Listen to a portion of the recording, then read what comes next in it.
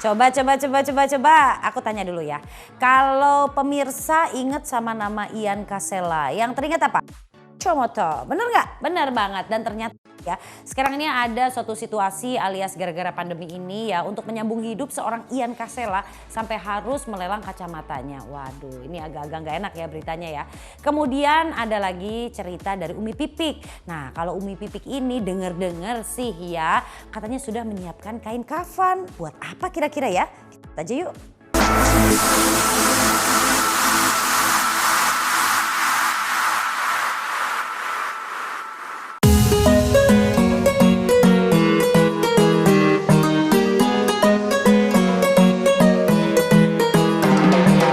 Sempat terpikir dan itu juga sudah dari teman-teman di internal aku juga banyak sudah sounding, udah kita coba aja yuk. Kalau memang gue bilang sih tunggu dalam masa beberapa bulan ke depan deh, kalau memang terpaksa mau nggak mau ya kita coba.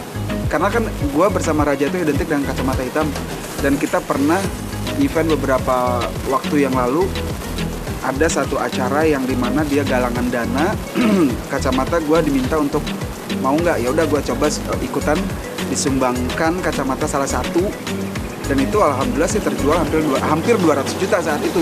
Nah, mengacu dari situ anak-anak sempat terpikir, Yan, kita coba aja yuk. Kalau kondisi kayak gini ya gue juga berpikir ya kalau memang dalam 1 bulan 2 bulan ke depan kondisi masih sama, kita tidak ada income sama sekali, ya mau nggak mau apa yang ada kita coba. Mungkin kalau kayak player yang lain dia bisa bass atau gitar atau apa, gue mikrofon nggak mungkin. Ya udah kacamata yang orang kebanyakan pengen memiliki. Kacamata gue nggak dihitung karena gue selama puluhan tahun itu kalau lagi pergi, nah perginya gue kan nggak bisa terhitung, tapi itu selalu ada yang gue beli kacamata itu. Karena gue beli itu berdasarkan gue suka, bukan karena merek ataupun apa.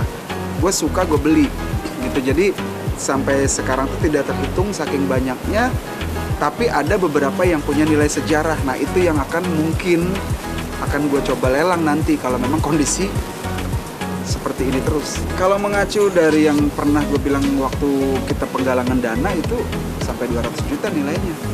Ya mungkin nggak akan jauh dari situ. Itu tergantung kepada peminat lah ya. Siapa tahu ada peminat yang mungkin dia rasa pengennya tinggi dan rasa sosialnya juga tinggi, pengen membantu sekalian, ya kenapa? Aku sih nggak target. Tapi kan ini yang gue bilang tadi punya nilai sejarah. Yang benar-benar punya nilai sejarah terhadap Ian Kasela dan Raja, kacamata hitam itu nanti. Gini, ada beberapa, jujur ya, ada beberapa kacamata gue yang memang gue rawat dengan bener banget. Ada juga yang banyak, tadi hampir ratusan itu, ya udah geletakin, ada yang di lemari, ada yang dalam dus, kayak gitu aja. Nah ini nanti mungkin gue akan lihat-lihat lagi, apakah yang memang benar-benar yang gue spesialkan ini yang gue lempar nanti, yang kita coba lempar, dan itu memang untuk menutupi kehidupan.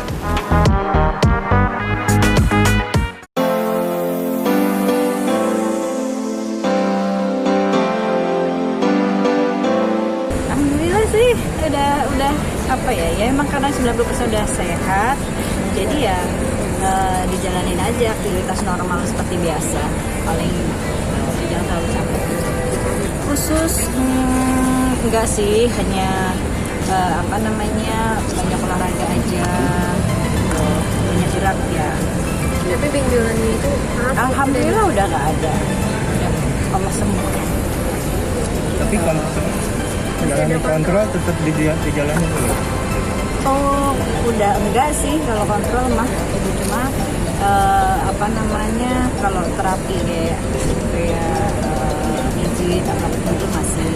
Iya pasti pola makannya pasti berubah gitu ya, tantangannya, ikhtiarnya tetap jalan gitu ya kan, yang menyembuhkan Allah. Cuma jadi tips aja sih buat yang pada sakit ya, menderita apapun, sakit apapun, dari diri kita memang harus ada semangat untuk sembuh, sugesti bahwa kita tuh sehat gitu. Jadi akhirnya ada semangat buat kitanya melakukan aktivitas normal gitu ya, dan olahraga, makan sehat gitu. Sih jangan sampai kitanya terpuruk sakit nih, padahal kan sakit Allah yang menyehatkan, yang menyembuhkan, insyaallah. Iya, almarhum ayah saya itu tumor kelenjar getah bening, dan itu cepat banget prosesnya. Nah, itu keturunan ada. Jadi ya tapi kan mungkin karena sayanya yang hidupnya nggak terlalu menjaga diri kan, terlalu capek, terlalu padat jadwalnya, caranya, terus makannya teratur, banyak pikiran, jadi ya udah gitu. Ya jelas persenan menjaga bisa lebih naik lah dibanding yang biasanya, karena ya jadwal-jadwal syuting mulai dikurangin buat sering di rumah, ya kan nggak tahu kan tiba-tiba sakit lagi apa gimana, ya lebih banyak cover aja.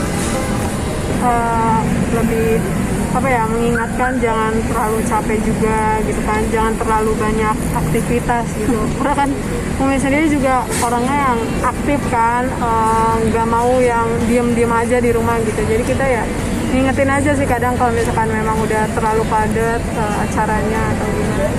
Buat yang pada pasang Facebooknya, apalagi sampai menyalahgunakan nama saya saat saya sakit kemarin, sampai minta bantuan pada saya nggak pernah minta bantuan, mohon maaf itu bukan Facebook saya karena saya nggak punya Facebook.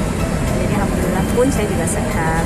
Ya kan kalau kita umat Islam beriman kita pasti mati walaupun waktunya nggak tahu kapan gitu ya, pasti harus disiapkan lah, masa di antara lemari pakaian yang kita yang banyak banget yang mahal gitu kan nggak ada pakaian terakhir kita sih gitu. Kemarin aja saya sempat yang hari Jumat lalu, pekan lalu itu saya sempat belajar untuk bagaimana cara memandikan jenazah, mengkafani, bahkan saya jadi modelnya. Jadi modelnya saat saya dikafani itu mikir, ya Allah gini banget ya.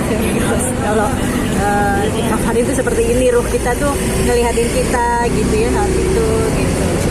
Jadi biar supaya apa ya kan Rasulullah katakan sering-seringlah kamu mengingat memutuskan nikmatan yaitu kematian, supaya kita mampu menyiapkan amal kita gitu, menyiapkan bekal kita gitu.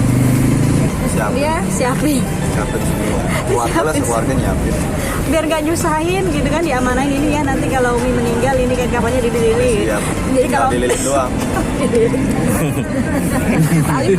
kali dililit. Jadi kalau kita meninggal mendadak gitu gak perlu nyari-nyari orang buat beli kain kafan gitu, udah ada. Udah lengkap semuanya nih, ditaruh di mana itu Umi? Semua taruh di lemari. Udah ada sabunnya sendiri, udah ada minyaknya, udah ada kapur barusnya, udah ada cenggananya, udah komplit punya saya. Nyiapinnya dari kapan Umi? Udah lama saya nyiapinnya. Bukan karena pas saya sakit enggak, memang saat itu begitu tahu bahwa kita itu harus menyiapkan hal itu gitu ya gitu. Karena mati juga bukan usia tua, yang muda aja almarhum aja 40 tahun gitu ya. Jadi ya ini persiapan gitu harus gitu kan ya, bahwa semuanya akan mati itu nggak mengenal umur, yang muda juga bisa mati gak kenal yang mana yang sakit mana yang sehat ya kan, almarhum juga sehat gitu. Jadi ya kalau jatah hidupnya di dunia sudah habis sih sudah, jadi itu yang harus kita persiapkan dengan melihat kain kafan kan, berarti kita harus mengingat bahwa ya Allah pakaian mahal kita pun gak ada artinya apa-apa, ini loh pakaian terakhir kita gitu, ini udah jadi yang pembungkus kita gitu.